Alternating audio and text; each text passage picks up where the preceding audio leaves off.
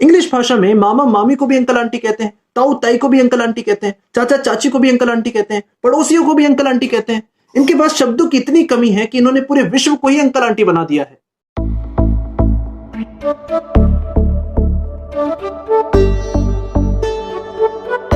भारत देश में कई भाषाएं बोली जाती हैं। हिंदी, तमिल, तेलुगु, कन्नड़, उड़िया, मलयालम, गुजराती, मराठी, पंजाबी और भी ढेर सारी।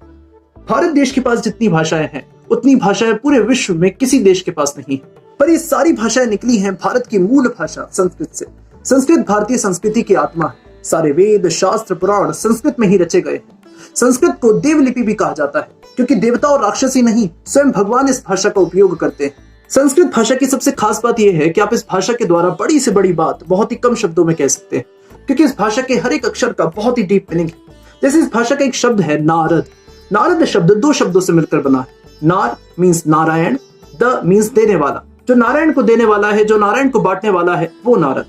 यशोदा, यश मीन्स कीर्ति, दा मीन्स देने वाली। जो कीर्ति देने वाली है, जो यश देने वाली है, वो यशोदा। कपि, क मीन्स सूर्य, पी मीन्स पीना। जो सूर्य को पी सकता है वो कपि। ये भाषा बहुत गहरी है। पर सबसे दुर्भाग्य की बात पता है क्या? भारत के पास खुद की इतनी सारी भाषाएं होने के बाद भी, भारत के पास इतनी अमूल्य भाषा संस्कृत होने के बाद भी, भारत में जो सबसे ज्यादा लोगों द्वारा बोले जाने वाली भाषा है वो है अंग्रेजी, इंग्लिश। और ऐसा क्यों है? क्योंकि आज कई भारतवासियों को हिंदी, तमिल, तेलुगु, कन्नड़, मलयालम, संस्कृत इन्हें बोलने में शर्म आती है। उन्हें गर्व होता है जब वो इंग्लिश बोलते हैं, अंग्रेजी बोलते हैं। आज भी कई भारतवासियों के मन में कहीं ना कहीं ये बात बैठी है कि इंग्लिश सुपीरियर है और भारत की अन्य भाषाएं इंफीरियर है। अंग्रेजों ने अपने शासन में भारतवासियों की जो मेंटेलिटी बनाई थी उसका प्रभाव हमें आज तक दिख रहा है। जब मैकोले पहली बार भारत आया था तो यहाँ की संस्कृति को देखकर, यहाँ की भाषाओं को देखकर, यहाँ की शिक्षा प्रणाली को देखकर आश्चर्यचकित रह गए। उसे ना ही इस देश में कोई चोर दिखा और ना ही कोई भिखारी। उस समय ये देश इतना ज्यादा समृद्ध था। ये सब देखकर वो ये बात समझ गया कि इस देश को गुलाम बनाना इतना आसान नहीं।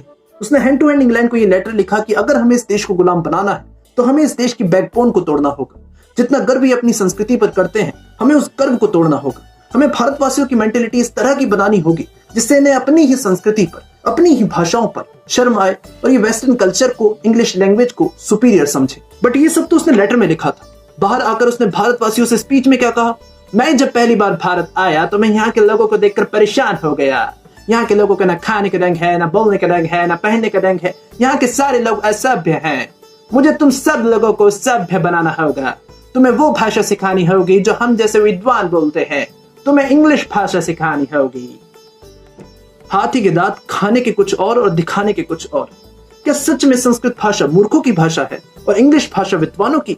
आइए चेक करते हैं। संस्कृत भाषा में जितने शब्द हैं उस गिनती के आधे के आधे के आधे शब्द भी इंग्लिश भाषा में नहीं है। जैसे संस्कृत भाषा में सूर्य शब्द के कई पर्यायवाची, रवि, भानु, भास्कर, दिनकर, सूरज और भी कई सारे। लेकिन इंग्लिश भाषा में सन के कितने पर्यायवाची हैं? एक भी नहीं। इंग्लिश भाषा में मामा मामी को भी अंकल आंटी कहते हैं, ताऊ ताई को भी अंकल आंटी कहते हैं, चाचा चाची को भी अंकल आंटी कहते हैं, पड़ोसियों को भी अंकल आंटी कहते हैं।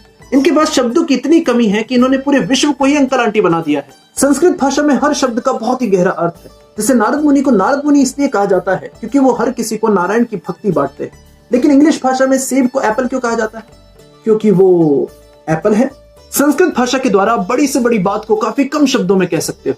जैसे संस्कृत भाषा के एक शब्द श्रुति व्रात सारम को अगर इंग्लिश में ट्रांसलेट किया जाए तो ये ट्रांसलेशन कुछ इस तरह का होगा: the personality which is summary of whole Veda, shastra and Purana. Mean Sanskrit भाषा के एक शब्द का ट्रांसलेशन इंग्लिश भाषा के इतने सारे शब्दों में हुआ। अब आप स्वयं सोचिए, कौन सा व्यक्ति विद्वान है जो बड़ी से बड़ी बात को काफी कम शब्दों में कहे या जो छोटी सी बात को 1000 शब्दों में कहे। ये चीज आप आसानी से देख सकते हैं कि कौन सी भाषा में मूर्ख बना रही है और कौन सी भाषा में विद्वान। संस्कृत भाषा स्वाभाविक ही मनुष्य के लिए बनी है। संस्कृत भाषा को बोलने के बाद जितना फायदा इस शरीर को होता है उतना फायदा किसी दूसरी भाषा को बोलने के बाद इस शरीर को नहीं होता। ये चीज हमें साफ दर्शाती है कि संस्कृत भाषा को मनुष्यों ने नहीं बनाया, संस्कृत भाषा को उसने बनाया है जिसने हम सभी को बनाया।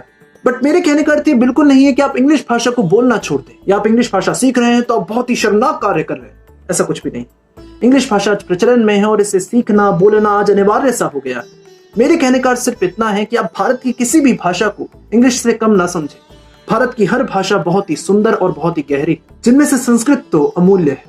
भारत की हर भाषा पर गर्व करें, भारत की हर भाषा से हृदय से प्रेम करें, चाहे आप बाहर से किसी भी भाषा में बात क्यों ना करें। तो आज के लिए सिर्फ इतना ही। उम्मीद है ये वीडियो आपको पसंद आई होगी, उम्मीद है इस वीडियो का मोटिव आपको समझ में आया होगा। अगर इस वीडियो का मोटिव समझ में आया और अगर आपको लगता है मोटिव औरों तक भी पहुंचना चाहिए तो इस वीडियो को शेयर कर दें। मैं मिलता हूं आप सबसे किसी और नेक्स्ट वीडियो में, तब तक के लिए राधे कृष्ण।